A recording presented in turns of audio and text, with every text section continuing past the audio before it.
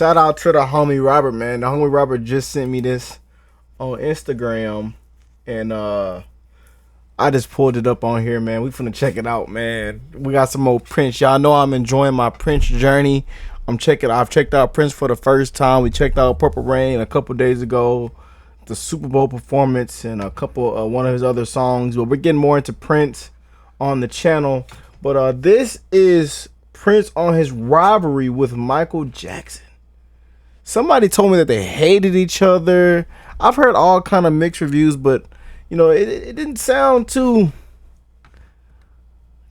well, man, from a couple people that I've talked to about this situation, man. But we're gonna get into it, man. Rest in peace to both of these icons, man. Legends. Rest in peace, man. But let's get into it. And y'all comment down below what y'all think. Any information, please comment down below. Feel free.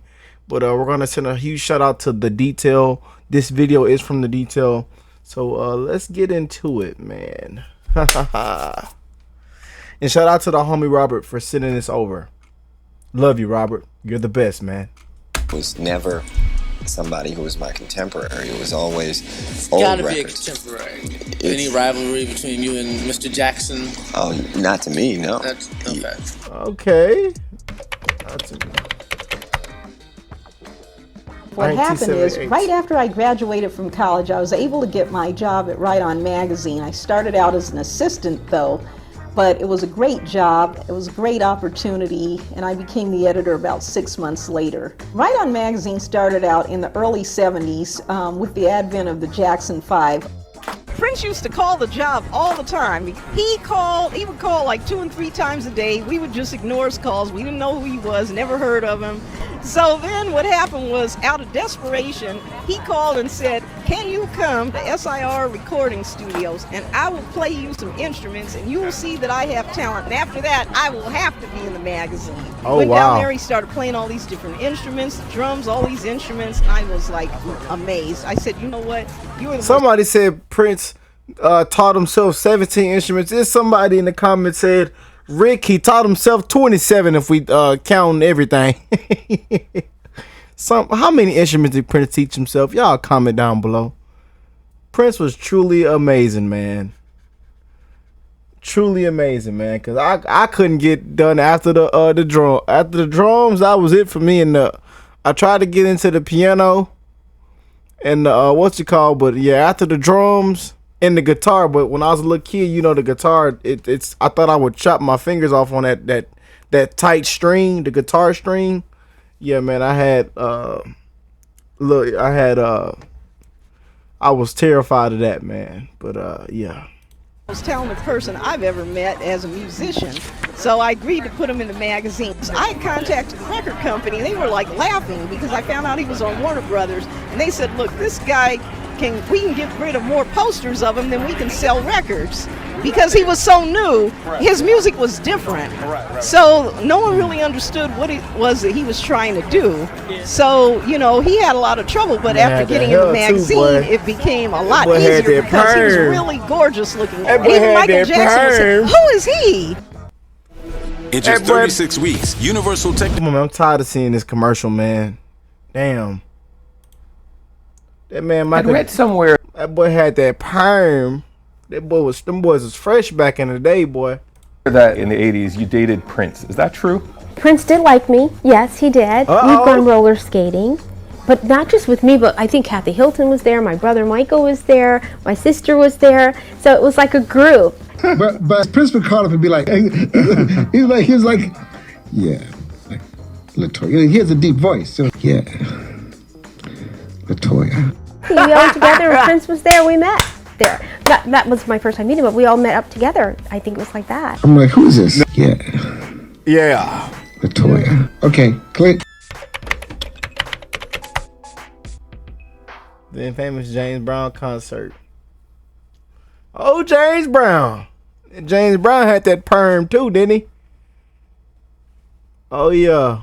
Is it? I think it's muted, y'all. He might have got a copyright segment. I don't know. I don't know. I don't hear nothing. So I know you don't hear nothing, but you can hear me still talking. James Brown brought up Michael. Yeah, he probably got copyrighted or something. Sang for about 30 seconds and everybody went berserk. So Michael went up there and he sang for about 15 seconds and then just damn, Michael slick, boy. That boy Michael used to look good, boy.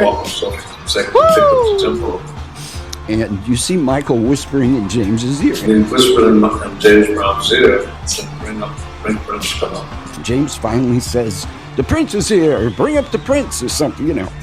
I don't think he knew who he was yet. He didn't know what he looked like. He didn't know anything about Prince. James has known Michael since he's 5 years old. He's like a stepson, like a godson. Michael used to come to his shows and sit in the wings and study him. James Brown played a big influence on my style when I was about 10 years old. That boy James was a bad man now. Stepdad put me on the stage with him, and I danced a little bit until the bodyguard took me off. Mind you, this is a period of time where Prince is starting to challenge Michael. They were already saying, is Prince the new Michael Jackson? The press was building up a rivalry. It was the Beatles and the Rolling Stones. You couldn't invent something better. It was just perfect. And also, give him a big round of applause because he just insisted that I introduce Prince. He's here. Prince. We had no idea. Prince. That's the actual clip, man. It's like like back in the day. Yeah, that he was going to be called up. He was just sitting there like, oh God.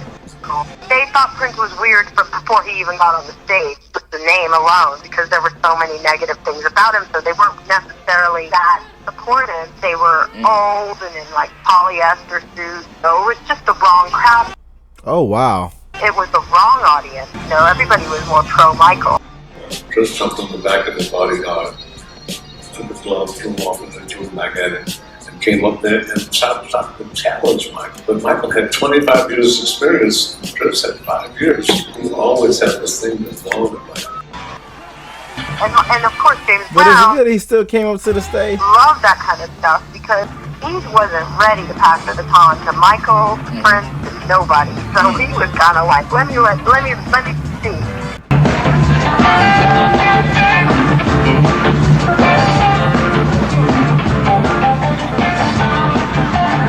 He was really pissed off because Michael set him up. So Prince gets up there and he doesn't know what the hell to do. And he hated the fact that he was up there. Michael Jackson has just freaking worked the stage. You don't follow Michael Jackson. And the thing that Prince can do. Wow. Prince was pissed, boy. That Michael can't do is play a guitar, but the song is just a riff. It's just a vamp. All he could do was play rhythm. It ain't Purple Rain. Prince was at a loss. He really didn't know what to do.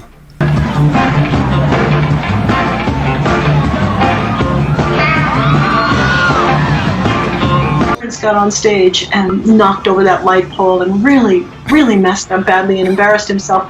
Prince used to watch that videotape.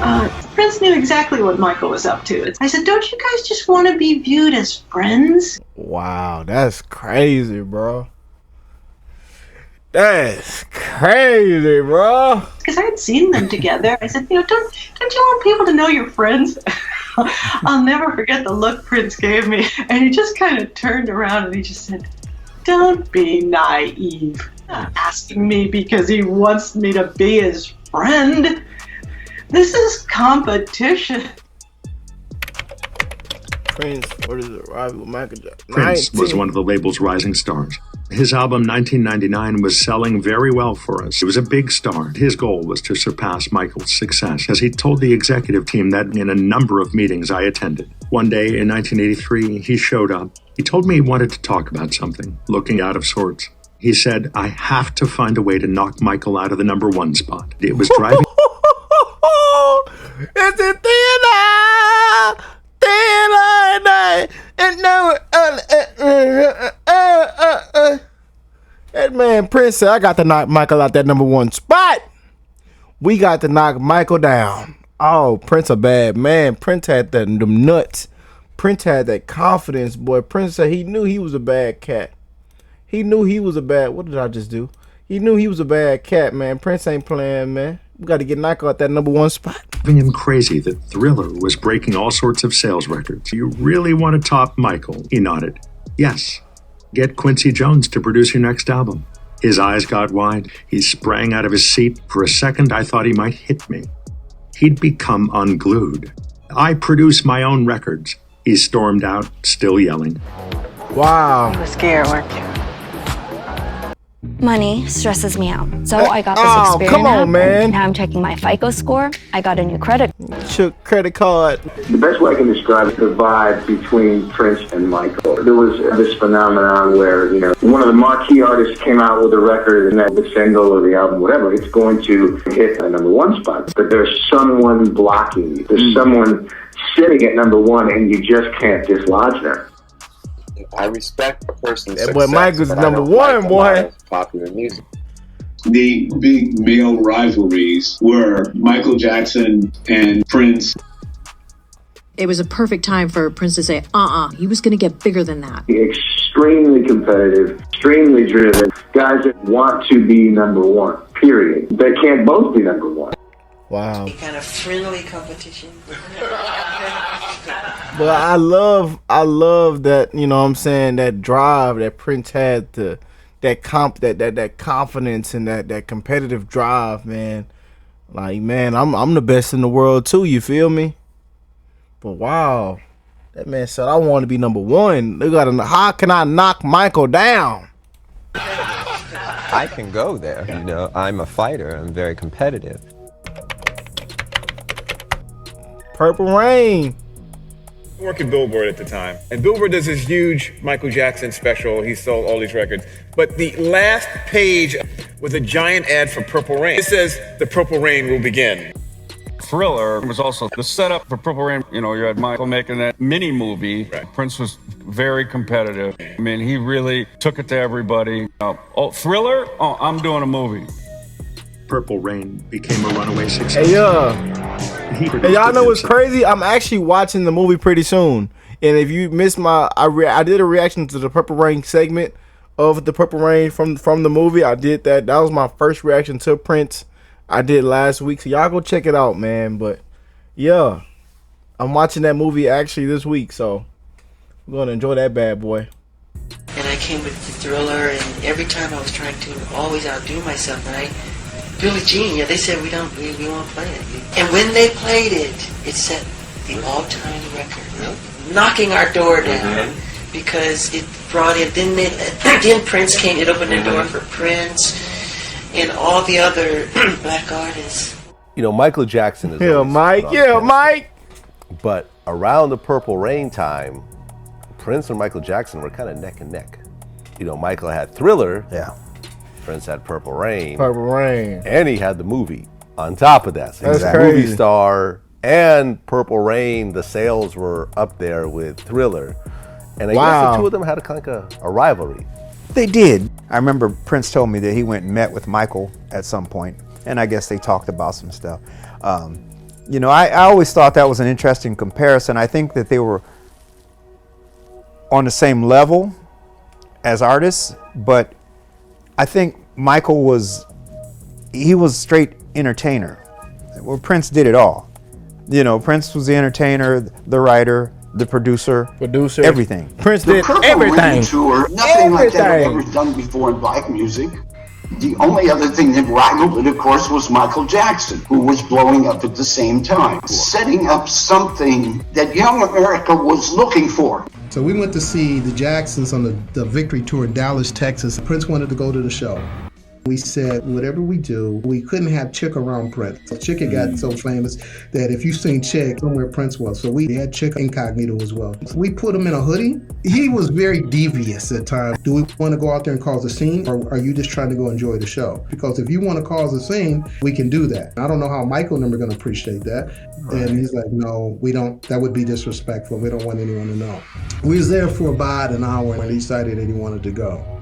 So he's got a hoodie on, man, and he looks down at me, gives me this devious look. I'm like, oh, come on, man, let's don't do this. Oh, he come on, man. pulls the hood off. He gets down on the field. This girl looked up. It's Prince! And we told him, whatever you do, crying, boy. This dude takes off like he's Carl Lewis. That crowd, it went crazy. People are mobbing us, man. Chick split his pants. The fans, they lost their mind.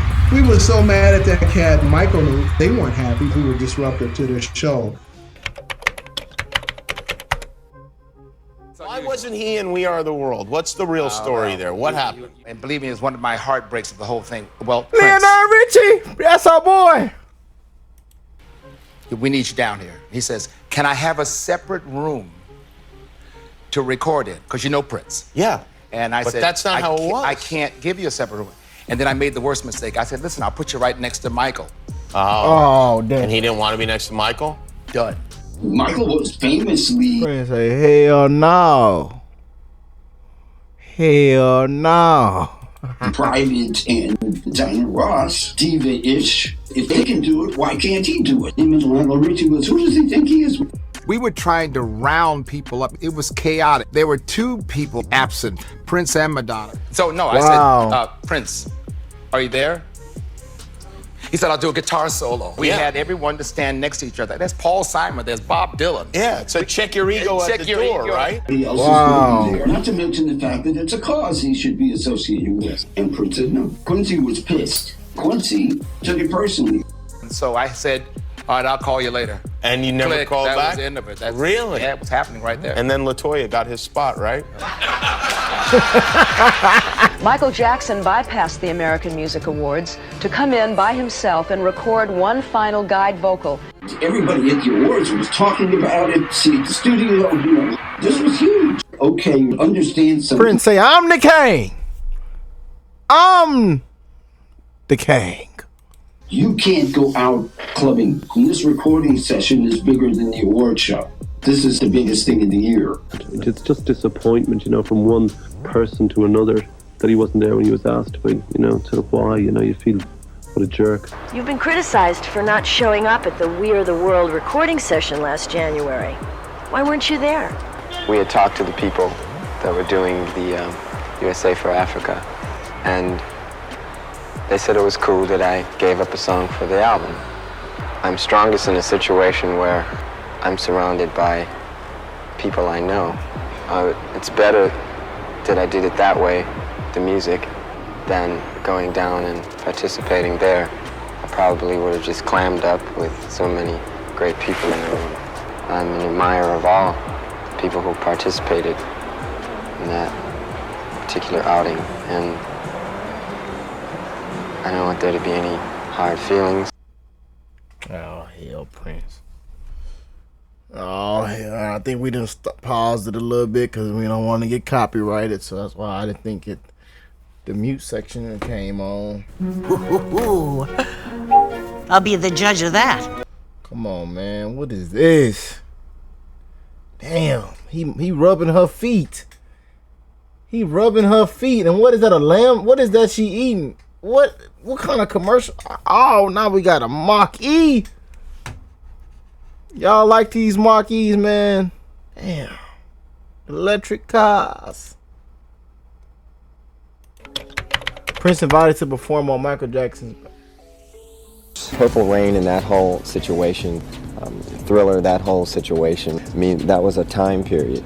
And it's our journey, you know. It's not for somebody who doesn't play music to step up and say, you know, that's not as good as.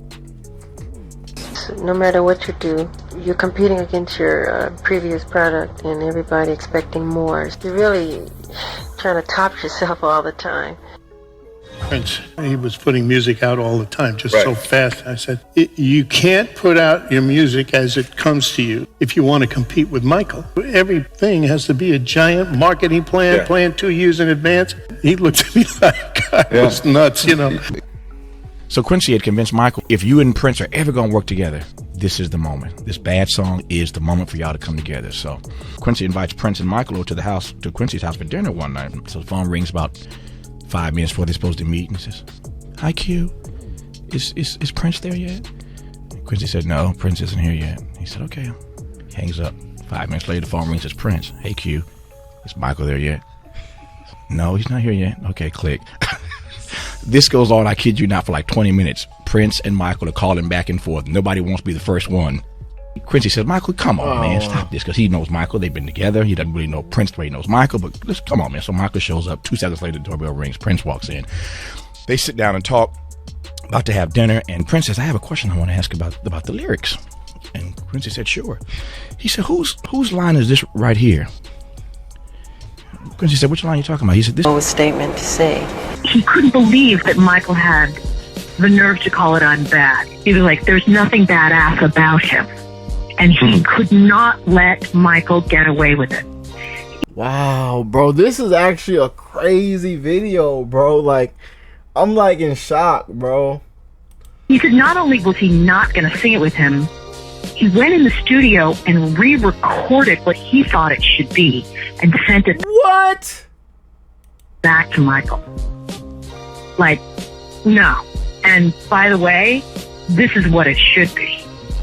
And, I mean, that was the end of that. But that's how Prince was. Prince, boy, Prince. Michael was playing in Minneapolis, Minnesota. Michael invited Prince to come to the show. Prince invited me and Sheila E. We get to the concert. We go through the back. We go backstage before Michael went on stage. We get back there. Michael Jackson's crew pulled out a big news camera. And Prince goes, I told you. No filming.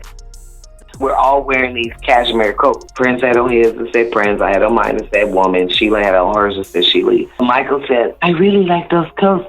Where did you get them from?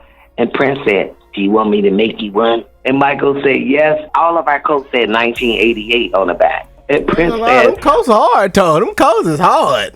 Them coats is fresh. Might have give me one. Shit. What year do you want? The year the wall came out? Off the wall. Now, what year was that? Prince said, yeah, I'll get you one with that year on the back. Because that was the last time you had a hit. Oh! He literally said that to Michael. Wow. You know those mirror hearts? We watched Michael. Prince said, watch this. Prince purposely, I kid you not, he took the mirror heart and made sure the light flashed Michael in the eyes, reflected in Michael Jackson's face. Yes, he did. I'm not kidding you. He actually did. Prince brought over some sort of voodoo box. Michael was convinced that Prince was trying to cast a spell on him. But then at the end of the night, Michael came to Paisley Park, and then him and Prince ended up going to his house, and they had a really good chat. And Prince told us we had to leave because him and Michael were going to, spend some private time together at Prince's house. People thought they were really enemies, but they were really good friends. They really were. In less than 9 months. That, man. I've heard people say they are enemies, they hate each other. Then I heard some people say they were really good friends. You know what I'm saying? And I've just heard so many mixed reviews, man. Universal Technical Institute can train you for a welding career. Will you? Prince publicly defends Michael. Hypothetically, you would win in a fist fight. You or Michael Jackson.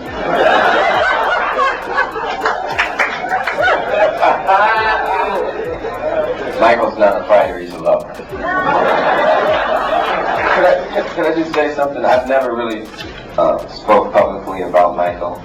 We should all just kind of like chill because it's, he may know something none of us really know. You were made out to be this weird cat, and he was like Mr. Disney, and you're married. He's just married. You're like a married man. Well, play it. There again, hopefully the press will get to the point where we'll it'll be a law where you have to tell the truth. It won't be about speculation. Michael Jackson and Prince did not get along, which I did not know that. But you took Michael to see Prince, or you took Prince to see Michael? Which was it? So one time, Black Eyed Peas had a show in Vegas, and we got to Vegas, and I get a phone call from Michael, and he says, it's Michael, and I heard you guys are performing tonight. I was like, yeah, we go on at 9 p.m. He said, oh, Rats, I gotta put the kids to sleep. I don't know if I could make that show. I was like, oh, well, I'm playing with Prince later on. I'll be jamming with him like around 12. Make a long story short, Prince is performing, walks off the stage, through the crowd with the bass, people screaming and pulling and tugging on him, playing the bass through the crowd, makes his way over to where me, Chris Tucker, and Michael Jackson were sitting, and rips the bass in half. Just like ripping the killerest solo in the world. Make a longer story shorter, Michael Jackson leaves and goes home and says, meet me in the house for breakfast. So I go to his house for breakfast, knock on the door. First words he says, why was Prince playing the bass in my face? No, Prince, he's just being nice, you know. No, Prince, he's always been a meanie. I was with the king going to see the Prince. That was some crazy shit. I'm serious, I'm with Michael, we sitting there, you know. That is too funny, man. And everything was cool, but Prince didn't say, you know, that Michael was there. So I was like, concerned. I said, Michael, he didn't even say you here. You know, I was trying to start something. That man, Chris is comedy, bro. Michael, Chris, stop it, Chris. He probably just don't want to bring any attention on me. That's all. He should say something. Chris, stop it. And Prince got a little attitude. I think he saw Michael, and he was like, he didn't say nothing. He just was looking like.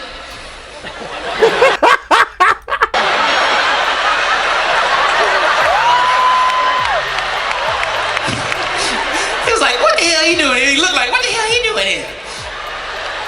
All of a sudden, Prince came over to Michael like that. He bent down. What are you doing here?